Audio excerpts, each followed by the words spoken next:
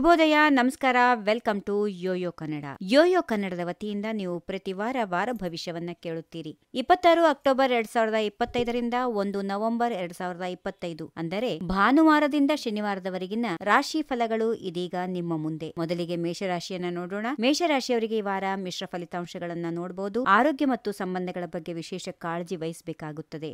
ದೈನಂದಿನ ದಿನಚರಿಯನ್ನ ಬದಲಾಯಿಸಿಕೊಳ್ಳುವ ಅವಶ್ಯಕತೆ ಇರುತ್ತದೆ. ವಾಹನ ಚಲಾವಣೆಯಲ್ಲಿ ಸ್ವಲ್ಪ ಜಾಗ್ರತೆ ವಹಿಸಿ. ಒತ್ತಡ ಅಥವಾ ಪ್ರಭಾವದ ಅಡಿಯಲ್ಲಿ ಈ ವಾರ ಯಾವುದೇ ಪ್ರಮುಖ ನಿರ್ಧಾರಗಳನ್ನ ತೆಗೆದುಕೊಳ್ಳುವುದನ್ನು ತಪ್ಪಿಸಿ. ಒಟ್ಟಾರೆಯಾಗಿ ಉದ್ಯೋಗದಲ್ಲಿರುವವರಿಗೆ ವಾರದ ಮಧ್ಯಭಾಗವು ಸ್ವಲ್ಪ ಸವಾಲಿನದ್ದಾಗಿರಬಹುದು. ಉದ್ಯಮಿಗಳು ಲಾಭ ಪಡೆಯಬಹುದು. ವಾರದ ಅಂತ್ಯದಲ್ಲಿ ನಿಮ್ಮ ಹಣಕಾಸು ಸ್ಥಿತಿ ಸುಧಾರಿಸಲಿದೆ. ವೃಷಭ ರಾಶಿಯವರಿಗೆ ಈ ವಾರ ಸ್ಥಳೀಯರಿಗೆ ವೃತ್ತಿ ಮತ್ತು ವ್ಯವಹಾರ ದೃಷ್ಟಿಕೋನದಿಂದ ಶುಭವಾಗಿರುತ್ತದೆ. ಸಂಬಂಧದ ದೃಷ್ಟಿಕೋನದಿಂದ ಸ್ವಲ್ಪ ಪ್ರತಿಕೂಲವಾಗಿರುತ್ತದೆ. ಕುಟುಂಬ ಸದಸ್ಯರೊಂದಿಗೆ ಅಸಮಾಧಾನ ನಿವಾರಣೆಯಾಗುತ್ತದೆ. ವೃತ್ತಿ ಮತ್ತು ವ್ಯವಹಾರ ಸಂಬಂಧದಲ್ಲಿ ದೊಡ್ಡ ಒಪ್ಪಂದ ಮಾಡಿಕೊಳ್ಳಬಹುದು. ಈ ವಾರ ನಿಮ್ಮ ವೃತ್ತಿ ಮತ್ತು ವ್ಯವಹಾರದಲ್ಲಿ ನಿಮಗೆ ಸಂಪೂರ್ಣ ಅನುಕೂಲಕರ ಫಲಿತಾಂಶಗಳು ಇರುತ್ತವೆ. ಹಣಕಾಸು ವಿಚಾರದಲ್ಲಿ ನಿಮಗೆ ಪ್ರಯಾಣ ಮಾಡಬೇಕಾದ ಅನಿವಾರ್ಯತೆ ಇದೆ. ವಾರದ ಆರಂಭದಲ್ಲಿ ಒತ್ತಡ ಅಂತ್ಯದಲ್ಲಿ ಕಡಿಮೆ ಆಗುತ್ತೆ. ಮಕ್ಕಳ ಕುರಿತಾದ ಒತ್ತಡವೊಂದು ನಿವಾರಣೆಯಾಗುತ್ತದೆ. ಮಿಥುನ ರಾಶಿಯವರಿಗೆ ಈ ವಾರ ಅದೃಷ್ಟ ತರುವ ವಾರ. ಬಹುದಿನಗಳಿಂದ ಕಾಡಿದ್ದ ಹಣಕಾಸು ಸಮಸ್ಯೆಯೊಂದು ನಿವಾರಣೆಯಾಗುತ್ತದೆ. ನಿಮ್ಮ ಯೋಚಿತ ಕೆಲಸಗಳು ನಿಮ್ಮ ಇಚ್ಛೆಯಂತೆ ಸಮಯಕ್ಕೆ ಪೂರ್ಣಗೊಳ್ಳುತ್ತವೆ. ಉದ್ಯೋಗದಲ್ಲಿರುವವರು ಕೆಲಸದಲ್ಲಿ ಅನುಕೂಲಕರ ಪರಿಸ್ಥಿತಿಗಳನ್ನು ಅನುಭವಿಸುತ್ತಾರೆ.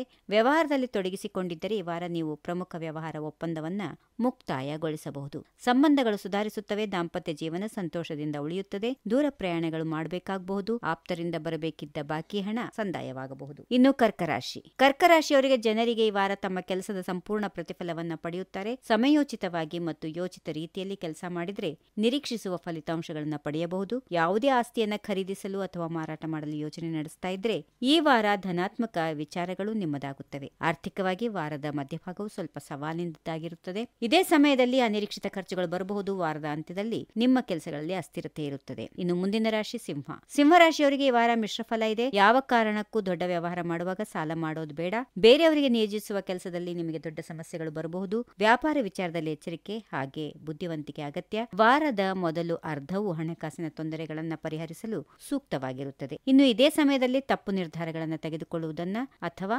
ಇತರರೊಂದಿಗೆ ಕೆಟ್ಟದಾಗಿ ನಡೆಸಿಕೊಳ್ಳುವುದನ್ನು ತಪ್ಪಿಸಿ. ಉದ್ಯೋಗದಲ್ಲಿನ ಒತ್ತಡವು ಮಾನಸಿಕ ನೆಮ್ಮದಿ ಹಾಳು ಮಾಡುತ್ತದೆ. ಈ ವಾರ ಕನ್ಯಾ ರಾಶಿಯವರಿಗೆ ಅತ್ಯಂತ ಶುಭಕರವಾಗಿರುತ್ತದೆ.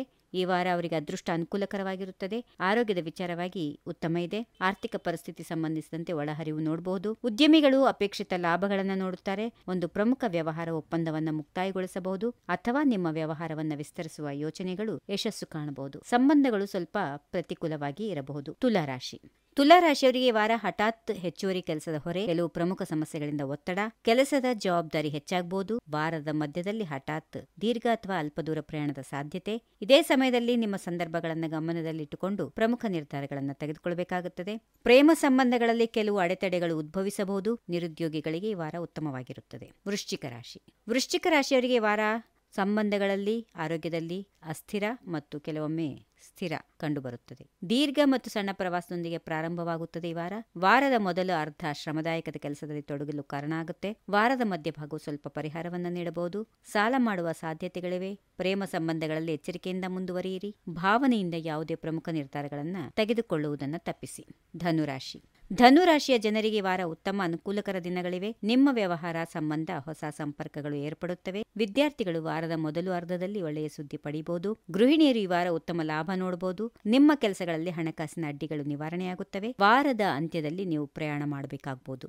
ಈ ವಾರ ಶುಭ ಕಾರ್ಯಗಳಲ್ಲಿ ಭಾಗಿಯಾಗುತ್ತೀರಿ. ಕೈಗೆ ಸಿಕ್ಕ ಹಣವನ್ನ ಸದುಪಯೋಗ ಮಾಡಿಕೊಳ್ಳಿ. ಅನಗತ್ಯ ಖರ್ಚುಗಳಿಗೆ ಕಡಿವಾಣ ಹಾಕೋದು ಉತ್ತಮ. ಮಕರ ರಾಶಿಯವರಿಗೆ ಅತ್ಯಂತ ಶುಭಕರವಾಗಿರುತ್ತದೆ. ಈ ವಾರ ವೃತ್ತಿ ಮತ್ತು ವ್ಯವಹಾರಕ್ಕೆ ಸಂಬಂಧಪಟ್ಟಂತೆ ಅನುಕೂಲಕರ.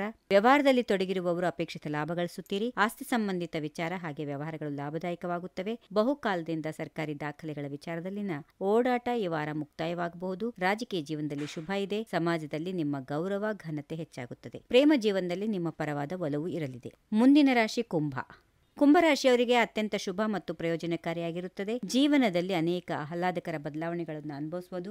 ವಾರದ ಆರಂಭದಲ್ಲಿ ಪರಿಶ್ರಮದ ಕೆಲಸದಲ್ಲಿ ಭಾಗಿಯಾಗುತ್ತೀರಿ. ವಾರದ ಮೊದಲು ಅರ್ಧವು ನಿಮ್ಮ ವೃತ್ತಿ ಮತ್ತು ವ್ಯವಹಾರಕ್ಕೆ ಅತ್ಯಂತ ಶುಭ, ಸಕಾರಾತ್ಮಕವಾಗಿರುತ್ತದೆ. ಕುಟುಂಬದೊಂದಿಗೆ ನಿಮ್ಮ ಸಹಕಾರ ಉತ್ತಮವಾಗಿರಲಿದೆ. ಹಣಕಾಸು ವ್ಯವಹಾರವಾಗಿ ನೀವು ದೊಡ್ಡ ನಿರ್ಧಾರ ತೆಗೆದುಕೊಳ್ಳಬಹುದು. ಸರ್ಕಾರಿ ನೌಕರರಿಗೆ ಬಡ್ತಿ, ವೇತನ ಸಂಬಂಧವಾಗಿ ಖುಷಿ ಸಮಾಚಾರಗಳು ಇವೆ. ಕೊನೆಯದಾಗಿ ಮೀನರಾಶಿ. ಈ ವಾರ ಮೀನರಾಶಿಯವರಿಗೆ ಮಿಶ್ರ ಫಲ. ಸಾಲದ ಏರಿಳಿತ ನೋಡಬಹುದು. ಆದಾಯದಷ್ಟೇ ಖರ್ಚುಗಳು ಕೂಡ ಇರುತ್ತವೆ. ಯಾರಿಂದಾದರೂ ಹಣ ಪಡೆದಿದ್ದರೆ ಮರಳಿ ನೀಡಬೇಕಾದ ಅನಿವಾರ್ಯತೆ ಇರುತ್ತದೆ. ಉದ್ಯೋಗದಲ್ಲಿರುವ ವ್ಯಕ್ತಿಗಳಿಗೆ ಕೆಲಸದಲ್ಲಿ ಹಿರಿಯರು ಮತ್ತು ಕಿರಿಯರು ಇಬ್ಬರು ನಿರೀಕ್ಷಿತ ಬೆಂಬಲ ನೀಡುತ್ತಾರೆ. ಗೃಹಿಣಿಯರ ಆರೋಗ್ಯದಲ್ಲಿ ಏರುಪೇರು ಇದೆ. ಶುಭ ಕಾರ್ಯ ಸಂಬಂಧ ನೀವು ಪ್ರಯಾಣ ಮಾಡಬಹುದು. ವಾರದ ಉತ್ತರಾರ್ಧವು ವಿದ್ಯಾರ್ಥಿಗಳಿಗೆ ಅತ್ಯಂತ ಶುಭಕರವಾಗಿರುತ್ತದೆ. ಪ್ರಣಯ ಸಂಬಂಧವು ಆಳವಾಗುತ್ತದೆ. ದಾಂಪತ್ಯದಲ್ಲಿ ಮಧುರತೆ ಇರಲಿದೆ. ಹೀಗಿವೆ ಈ ವಾರದ ರಾಶಿ ಫಲಗಳು. ಸರ್ವರಿಗೆ ಶುಭವಾಗಲಿ. ಸರ್ವೇ ಜನ ಸುಖಿನೋ ಭವಂತು. ನಮಸ್ಕಾರ. If you like this video, ಬೇಗ ಲೈಕ್ ಮಾಡಿ, ಕಾಮೆಂಟ್ ಮಾಡಿ, ಶೇರ್ ಮಾಡಿ ಹಾಗೂ ಯೋಯೋ ಟಿವಿ ಕನ್ನಡವನ್ನು ಸಬ್ಸ್ಕ್ರೈಬ್ ಮಾಡಿ.